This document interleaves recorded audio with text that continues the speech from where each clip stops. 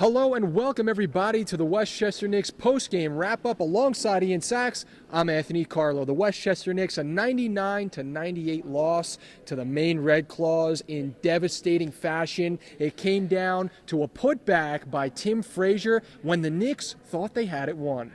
When you look at that play, you have the Darnell Jackson block and everybody thinks the Knicks win. But no. Still time on the clock for that tip-in.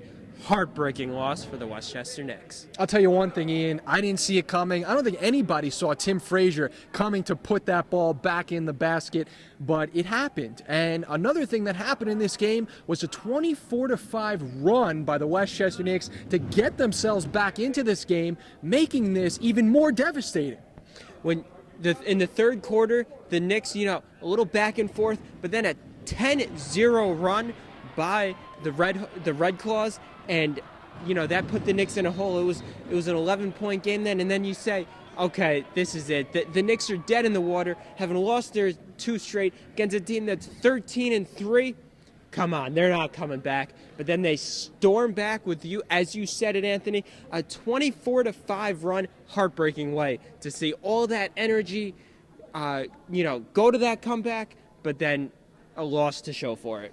Ian, you spoke about the Red Claws being at 13-3, now 14-3. The Knicks coming off of two straight losses. It would have been a nice little notch on the wall, put a little award up there. Hey, we came in here, we battled a tough team, the best team in the D-League, and we won. And that would have been maybe the energy they need for tomorrow's game at 1 p.m. against the Iowa Energy. But it wound up to be that the Knicks are going to have to dig down even more in order to make that comeback against the Energy tomorrow. Well, as you said it, a lot of energy all around. The Knicks expending a lot of energy to come back in this game, but another loss to show for it. Now, quick turnaround, as you said, less than 24 hours, they got to be right back here on the court against the Energy, who's a good team.